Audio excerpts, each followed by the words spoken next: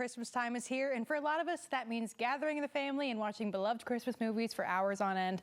Now, we all have our favorites, but to me, the best by far is A Christmas Story. I mean, it's on 24 hours a day, and really, that's not even enough. The film embodies childhood imagination, tender and hectic family moments, and the promise of the magic of Christmas time. And it has had the staying power of decades now, in huge part due to the star Peter Billingsley. And believe it or not, he is joining me today in studio to tell us a bit more about his upcoming event, An Evening with Peter Billingsley and A Christmas Story. This is a huge honor. Thank you so much for being here. Thank you for having me. Appreciate it. Of course. And so, as I mentioned, I am a huge fan of yours. I have been watching this film every year at Christmas time since I was a little kid. And for you, starting at such a young age, did you know this movie would become a classic for years to come? No, we really had no idea. It was a movie that took the filmmakers 12 years to get made, and nobody in Hollywood wanted to make the movie. They didn't love the script, they didn't love the idea of it. So there was a lot of slam doors on the filmmakers. So by the time they finally got the chance to make the movie at a very reduced budget, they were so well prepared. And I always kind of call it a take your lunch pail to work kind of film, where there wasn't a lot of hype, there wasn't anything around it other than let's just show up and try to do the best we can. And they were so well prepared. Um, we thought, it was good, it was fun, we worked hard. And at the time it came out in 1983, this was really just the beginning of home video, just the beginning of cable. And the movie came in the theaters. It was not a big financial hit. And we thought, all right, well, that's it. But slowly but surely, it began to build an audience and has eventually reached your generation, obviously, that didn't see it in the theaters. But it's really because of the fans of the movie. The fans have bolstered this movie. They got behind the film. Originally, they started exchanging VHS tapes with each other. So they were passing it around, the very first form of home video. And it's just their love of this film that's really made it what it is today. Absolutely. And what do you think it is about this film that makes it so lovable? I mean, I have my reasons. I could go on and on forever. But what do you think it is that gives it that staying power, that makes it so timeless despite being set in the 1940s? I think you hit on a couple things in your intro. What probably the biggest takeaway I hear from fans is that's my family. So there's a familiarity in the family, and it's not the perfect family, but it's a very real family, and there's a lot of love, and there's a lot of love at the core. And I think the things that they're going through are timeless. It's really funny to think about because the movie takes place basically in 1940. So it's coming up on theoretically 100 years old from the time period.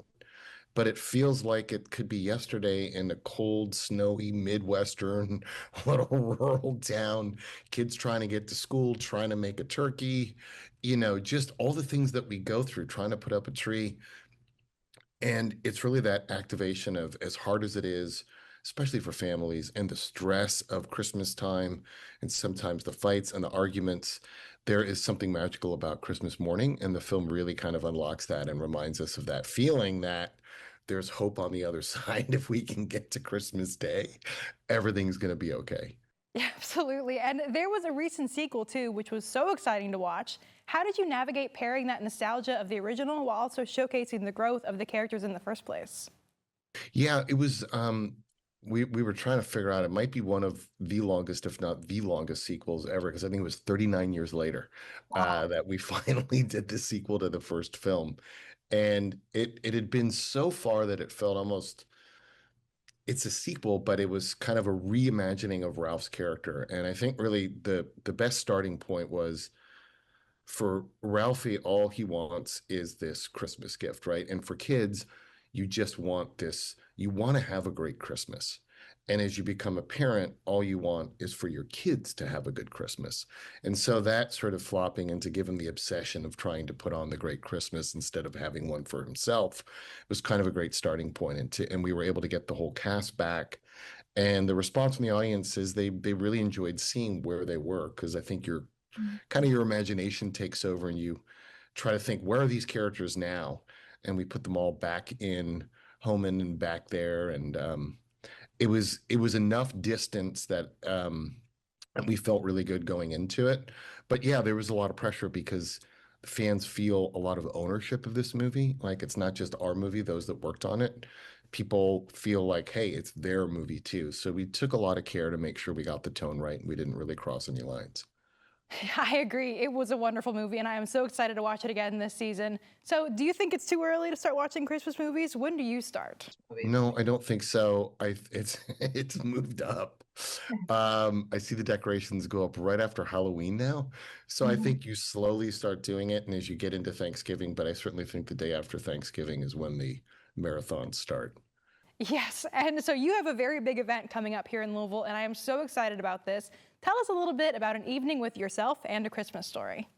Yeah, so this is only my second year doing it, and I'd been asked to kind of go out and share some stories in the film. And I think first off, we screen the movie, and for a lot of people that have only seen it at home in their living room on home video or TV, it's a really fun experience to be in a theater and have a shared experience with an audience and a big audience, because everyone anticipates, when you cut to the flagpole, you start to hear the rumblings in the audience. They know what's coming. People know the movie so well, so it's fun for them to kind of anticipate what's coming and to hear the group laughter. I always stand backstage and watch the audience watch the film to see what they're really keying on. And then it's a real opportunity for me to share a lot of stories, behind the scenes events, perspectives. I bring a lot of my personal photos. There's really never been a format for me to be able to share those stories because it's a longer format. And so it's been nice for me to go down memory lane and in many ways to say thank you to the fans who, as I said, have really been responsible for bolstering this movie up. So it's a chance to connect. I do a meet and greet for some fans as well. And so it's just been a nice chance for me to share my feelings, thoughts, and to also say thank you to the fans. And then we do a big Q&A too. So I don't take, you don't have to write down the question and submit it and then some random person picks it. We just open it up to the floor. People come up and they get to ask whatever they want. Oh, well, that's amazing. Well, I know what my biggest question would be. And if you're going to answer this at the event, feel free to avoid it. I don't want to make any spoilers. But were you able to take anything from set or keep any of your Christmas presents? And do you still have them? Okay, so yes, I did. And yes, we will talk about it at the event. And the answer will not disappoint. Okay, perfect. And then one final question, because I have to ask it. It is the best Christmas fun fact in the world. You have a very brief role in Elf. I do. And every year around the TV, my dad's always like, oh, that's Ralphie, don't you? And like, Yes, I'm aware of Peter Billingsley. But how did that happen? Were you just like a massive Christmas fan and wanted to be a part of all the Christmas classics? Yeah, well, it seems like my career has kind of pushed me in that direction. I am a huge Christmas fan, yes. It's my favorite holiday, and it just kind of worked out that way. But Jon Favreau directed Elf, and we've known each other a long time, have made a lot of movies together. And he said, hey, will you come up and do a little cameo in this film that I'm doing? Again, nobody believed that to be the film that it was. Yeah. It was Will off of Saturday Night Live. Nobody knew what that was going to become. And I said, yes, in one condition now, don't give me credit. Let audiences find it. So if you look in the credits, I'm not in it. And slowly but surely, folks like yourself and your dad have gone, oh, wait a minute, that's Peter. That's incredible. So then maybe you are the Christmas magic pulling all these movies together. They're not big hits until you get involved. Thank you so much for joining me today. I could continue this conversation forever, but before we say goodbye, how can people get tickets? Head on over to the website, go online. It's a really, really fun evening. It's a fun event. And yeah, we just look forward to seeing lots of fans out there. Wonderful. Well, I cannot wait to come to this event. An Evening with Peter Billingsley and A Christmas Story is happening Wednesday, December 17th at 7 p.m. over at the Brown Theater. Thank you so much for joining us today. Appreciate it. Thank you very much.